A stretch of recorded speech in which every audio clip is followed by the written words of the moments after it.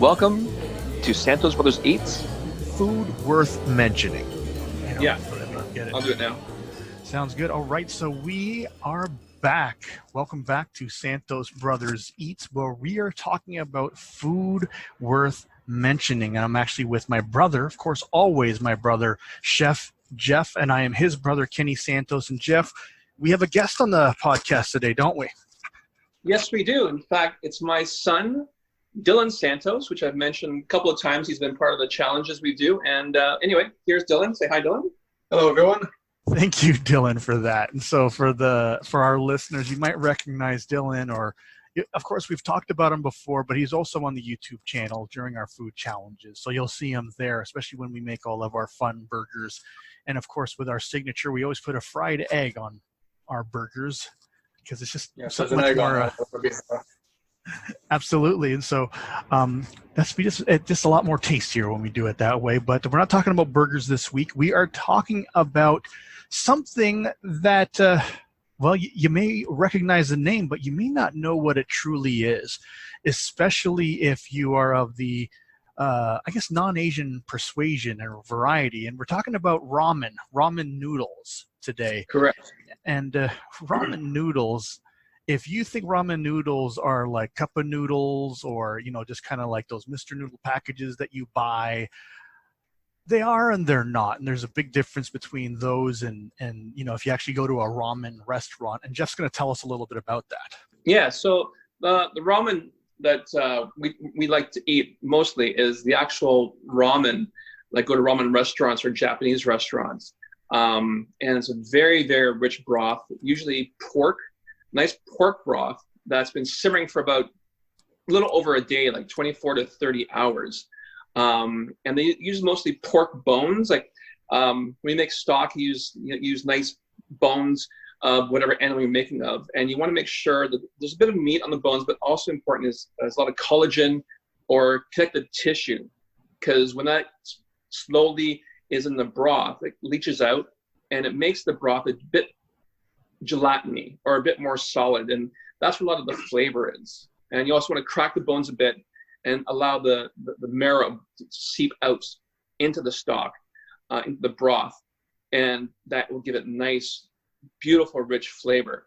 Now that's stock itself, just bones, but when you make a broth, you're going to add in some other ingredients to there, like a bit more salt or pepper, and then some vegetables, some mirepoix, which is like onions, carrots, and celery.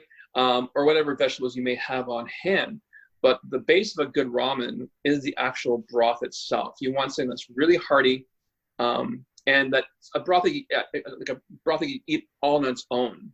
And then everything else you add to the ramen, it just sort of levels it up bit by bit. So how would traditional ramen that you're talking about, with the 25 to 30 hour, at least that's just making the broth part. Like, how is that different than, the Mr. Noodles that you may buy or something like that? Because that's what a lot of people think of when they think of ramen, right? I mean, let's face it. That is correct. Like, unfortunately, when people think of ramen noodles, they just think of, like you said, the instant noodles you buy.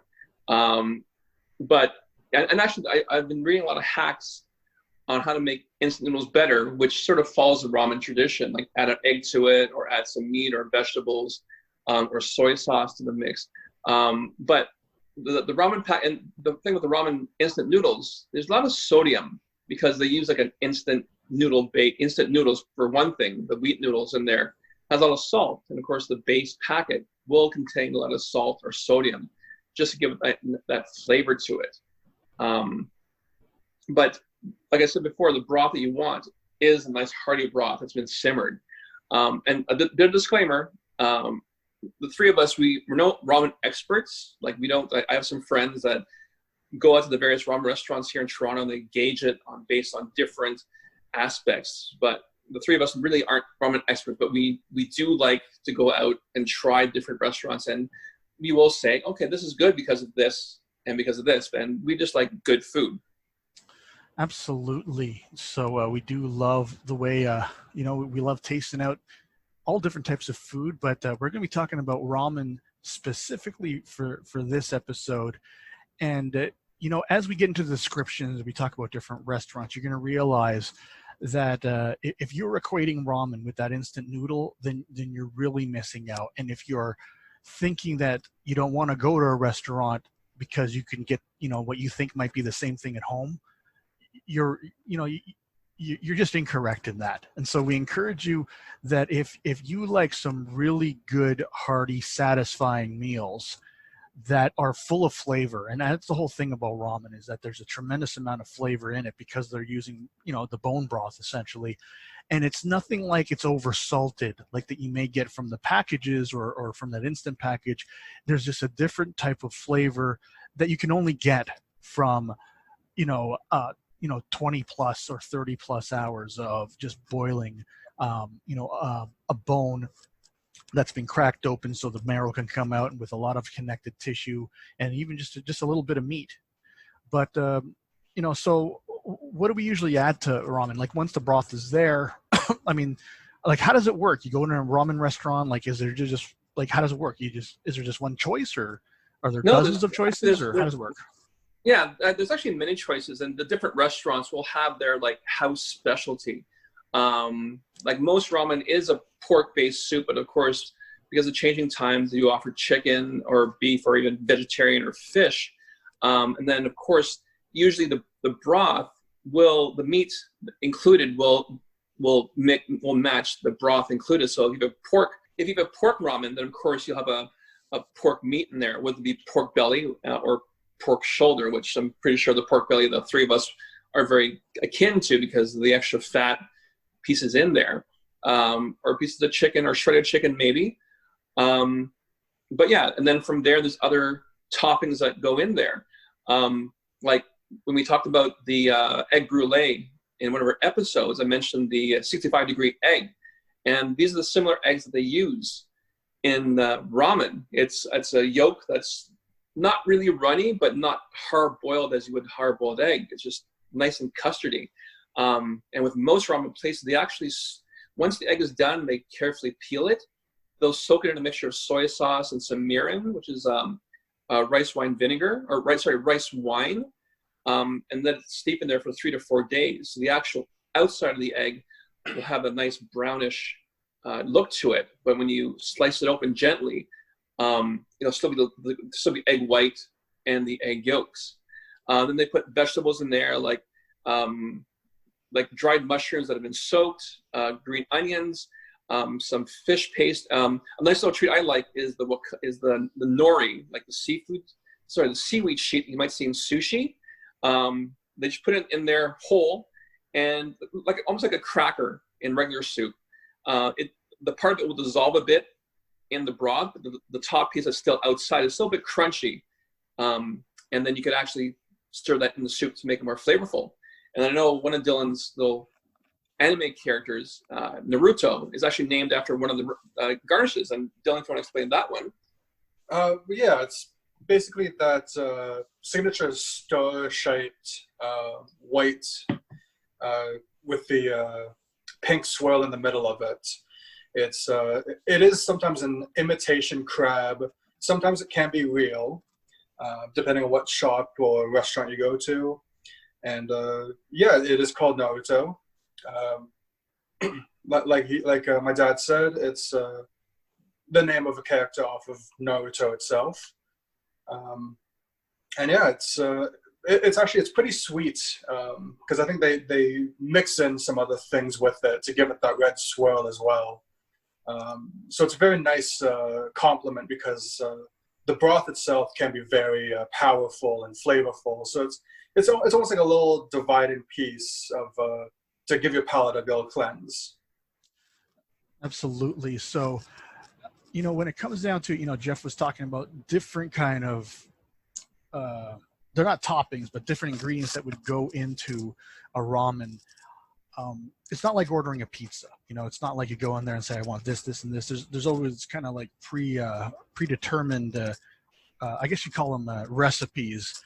Yeah. And, when I kind of go in, I'm usually going to go for either a pork broth or a beef broth. I usually don't get a chicken broth. Not that I don't like chicken, but if I'm there, I really want something a lot more heartier. And, if pork belly is available, I'll get that. But otherwise, I'll get some beef and of course the egg. Now Jeff was talking about that the brined egg. And if you're having difficulty picturing what that's like, we're actually going to have pictures of not only the Naruto, but also the eggs, and how sometimes they're just, they're brown on the outside, but when you slice it in half, you can see that they're not brown all the way through. And so we're going to see pictures of that. But what do you guys like to have on your ramen? Oh, just like I mentioned, like pork belly, egg, the Naruto, and then some vegetables. I don't mind like a half piece of bok choy in my ramen, or like 2 half pieces of bok choy. It's a nice hearty vegetable. It's a bit bitter, just to give it that little crunch to it. And as bok choy is slightly part cooked, but when you add to the ramen to reheat a bit, it absorbs a lot of flavor in the ramen. Yeah, I like that bok choy in mine. Maybe some green onions. I know, Dylan, what do you like in yours? Honestly, it's the same thing as you. Bok choy is great no matter where it is. I do like a lot of onions myself, so I would even add white onion to mine, either cooked or raw, whichever the kitchen could provide. But yeah, honestly, it's pork belly, egg, maybe extra egg. Yes, extra egg. Good call. Good call. Yeah. Oh, when it comes to us, you can never go wrong with extra egg. And so we're actually going to be posting a bunch of pictures of the different ramen dishes that we've had. And what you'll see is that there's different color broths. I was just looking at it, and Jeff, there's a broth that almost looks white. You know which one I'm talking about? Yes. Yeah. What's that? I see it. I forget where I had that broth. But I'm just like, I'm on Wikipedia. Like, again, we're not ramen experts, but according to Wikipedia, there's at least 4 flavors of broth. There's shoyu, which is a soy sauce, which is the clear brown broth, chicken and vegetable with some soy sauce in its name. Shiho, or salt, and that's a pale, clear yellowish broth. Plenty of salt, and I guess that gives it the heartiness. Miso, of course, is soy itself. It doesn't really say if it's just for a vegetarian, but I guess you could be added to anything. And kare, which is a curry broth. But I'm not too sure where the white one falls in. I'm pretty sure we might have some comments and letting us know what that is. But when you mentioned about going to restaurants, I think it was Kinto Ramen in Toronto.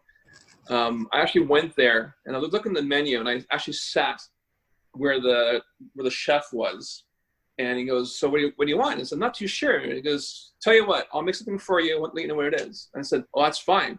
I said, "Just make sure it's not spicy, because as our listeners know, we're not a big fan of spice. Well, I'm not a big fan of spice." And sure enough, he gave me a nice pork ramen with the egg. I believe it's on our pictures. I'll show it to you. It's the one that only has the pork belly or pork shoulder with one single egg and some bok choy on the side. But whatever it was delicious. It was fresh, the freshness of the broth, and the pork, of course, in it, and I see bean sprouts in this one too. I'm not a big fan of bean sprouts myself, but in this application, when the bean sprouts are sort of wilted a bit, and it's sort of also replaces some noodles, it wasn't too bad. Yeah, I didn't like that one. I didn't mind that one at all. Certainly looks tasty. Now, I'm just kind of looking through the pictures, and there's even a difference in the noodles, because it looks like one of them has buckwheat or possibly soba. Like, what do you know? Is it like always a soba noodle? Yeah. So are there different noodles used as well? Yeah, of course there are. Let's see. I was actually reading that sometimes some restaurants, they always use fresh noodles, of course. And they might have like a noodle, quote unquote, noodle expert on site, or there's actually places where you could actually buy your noodles fresh from a popular noodle maker, or noodle master as they call. But most noodles are a wheat base noodle, and I know that some places will also offer a gluten-free noodle, like maybe like a rice noodle. But the most common noodles are ramen noodles itself or udon noodles, and the udon noodles are more fatter and they're white in color. Whereas ramen noodles are the sort of thin yellowish noodles that we're sort of familiar with and that you are sort of mimicked in the packets of the instant noodles that you may see. Absolutely. How about you, Dylan? What kind of noodle do you like? I always prefer udon. Udon? Yeah, I love noodles in general. So. Yeah. Yeah. So That's yeah, and I would go for soba, but honestly, it doesn't matter what like I'm gonna eat it. Like if it's if it's ramen, I'm probably just gonna eat it unless it's really really bad. So you mentioned Kinto. Yeah. Is that Young and did you say Young and Wellesley earlier? Where's that? Well, Kenton has many places in Toronto. Oh. Okay. There's one that's sort of on Church Street by Ryerson. And then the one that we were at, the picture that we'll share is Kenzo ramen. That's on Yonge Street. But there's a lot of places that serve ramen that are sort of like little stands. And, I guess even now, that it's good ramen when there's always a lineup outside. Because ramen is served, it's like lunchtime and it should be it's not a leisurely lunch, but you should usually eat it within like 15, 20 minutes because it's just a nice hearty soup and broth. And there's a movie called Tom Popo back in the 80s. That's where sort of ramen got notoriety in here in the West because it showed how to eat ramen, how to eat it properly. And there's also, I'll show another picture. Hold on. What's the movie called? I've never heard of this movie. Tom Popo. Oh, okay. Yeah. Is this like a mainstream movie? Not mainstream. Well, to be honest, I don't think it's mainstream to maybe the Asian population. Okay. Was it in theaters? To be honest, I'm not too sure. I remember seeing it maybe on TV or on DVD, and it did feature. And a lot of my other Asian friends didn't know about it. Okay. So, yeah, I gotta look this up. Okay. Yeah. That's it. And another version of ramen, we'll post. It'll be the last picture. It actually separates the broth and the ingredients separately. So you actually add in how much. So ramen usually is one big bowl with a predetermined amount of broth and your ingredients, and you have to sort of eat it like that. But the one dish I had tried was a separate bowl of broth, and the ingredients, the flavorings were on a separate plate. So you could predetermine how much noodles you want with how much pork and how much garnish you want. And I didn't mind that because I sort of like that idea where I control how much ingredients I have per bite. Where was and then that? At the end, pardon me? Where was that? I'm not too sure where this was. I'm almost sure. I'm looking at the decor and the spoon and the floor. I think this is on Bloor Street somewhere. Okay. I don't know the exact name. Because it's a very nice presentation. You guys need to look at this it is. On our Instagram. It really looks nice, and even the bowl that they've used and the way the broth looks. I mean, it's just a simple bowl of broth, but it looks really tasty. And if I'm correct, that bowl is still hot because I could see a piece of wood underneath it. So they used like a hot steaming bowl. They added the broth, so it kept the broth still warmish or hottish. So don't touch the bowl because it's still hot. So as you add in the ingredients, the soup the temperature will still remain the same throughout the whole meal. And if you can, go ahead, Dylan. Sorry, you can definitely see the bubbles around the side there. Do you know what that is on top of it? Talking about the broth? Yeah, I think it's just the foam itself. Okay. That comes from when you pour into the bowl and it's still hot. It's nice. A hot broth, so it's just the foam itself on top. Okay. Nice and foamy. And then, as Jeff was talking about earlier, how they soak the egg like that. That partially cooked. Well, it's fully cooked, but the partially runny yolk in that soy mixture. You could actually see on these eggs that there's a ring of that brown on the outside, and it slowly turns white. So, man, that looks like an egg that I certainly want to eat. And it's just very well presented. So you could add that in, and I guess if you really wanted to, you wouldn't even have to mix them together. You could eat the dry and then you could just slurp down the broth. Whatever, to each their own. Oh yeah, whatever you'd like. Exactly right. Yeah. Like I think in all our pictures that we're going to share, there's an egg in every one of them. Absolutely. Now, is there always an egg in ramen or no? Like most ramen places, you could choose how you want they will have a set menu. But of course, you could always say, I don't want this added to it. Or like Dylan or the three of us will say an extra egg, of course. Oh, yeah. So, yeah. And then I was just reading up that some restaurants will actually offer like a fresh clove of garlic and a garlic press. So, or small microplane. So you can actually grate in some more garlic and adjust the pungency that you want. That is class right there. That is pretty cool. Yeah. Actually, that extra But I remember touch is nice. like ramen, yeah, it is. Ramen's good any time of year, but in like fall or winter, to have a good soup in your belly is good, but to have some nice ramen with the pork belly, the pork shoulder that has fat and the egg, that's even better. Oh yeah. Nice. So we talked about Kinto ramen. Yeah, and and there's Kenzo as well. Is that what? Kenzo. That's when we went to. The three of us went together. But just beware, some sushi restaurants, like they're good for sushi, but when they have ramen on the menu, I advise not to have it because it isn't really a ramen. It's I find. Yeah, like one of the places that I took Colton to, one of my best friends. It's in the Yorkdale Mall. It's called Sue and She Noodle Bar. Yes. Okay. And like I said, the sushi was actually pretty good. We had like as an appetizer, but the ramen, like the pork was great, the egg was great, but the broth was, I'm pretty sure, was like a packaged it was very, very salty. I put a lot of soy sauce in mine just out of reflex without even tasting it. Oh, wow. Which you should always taste your food before you add condiments, yes.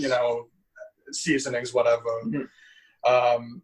So when I took my first sip with all the soy sauce I put in, it was, I didn't even finish it, unfortunately. But I mean, if it's your first time trying, You know what? No, don't do that. Don't do that. No, if you want to have ramen, go to a ramen place first. Don't ruin your palate with fake ramen, and then go to ramen place. No, have the good ramen. I that's my opinion. Ken, what do you think? Well, just listen. If you're at a sushi place and you want some soup or something, and ramen's on the menu, and you really want it, go ahead. But if you're going to go and you want ramen, don't pick a place that serves sushi as well. That's just, that's my recommendation. And so, when people think ramen, they're going to be thinking 4 for $1 or 50 cents each. And so, how much should someone expect to spend when they're going to be getting, a nice size? When you look at these bowls, these are large bowls. Like, how much should someone expect to spend? To be honest, I think, without looking right now, I think these bowls were maybe in the $15 range. Like, I think so. Give or take a dollar or two. Of course, depending on what you added to it. So yeah, I think about the $15 range, if 15, I'm correct. You know what? And I'm going to say this is that it's a very, very large meal. You could easily share that if you wanted to. Oh yeah. Who you're eating with, that could be shared. So yeah. And as far as ramen goes, we definitely look at our Instagram page because it shows just awesome pictures of what some of the ramen that we've eaten over the years. That has the Naruto on there, the nori, the pork, the bok choy, and of course the egg, which is always there in it feels like almost every meal we eat. Yeah. But definitely there. And that is definitely this week's or this episode's food worth mentioning. And we do look forward to next week or next time we talk. We'll talk about more food worth mentioning. Isn't that right, Jeff? That is right. And I'd like to thank again my son Dylan for guesting on this episode because he's a big fan of ramen as the three of us are. Mm-hmm. All right. Thanks for having me on, and I hope to be on again. Yeah, of course. And then until next time, remember this quote from Julia Child: "People who love to eat are always the best people." And that includes my brother, Chef Jeff, and I'm his brother, Kenny Santos, and of course Dylan, who joined us, Dylan Santos, and you as well, if you like to eat food worth mentioning. Thank you, everyone. All right, have a good day. Yeah. That wraps it up. You've been listening to Santos Brothers Eat. Food worth mentioning.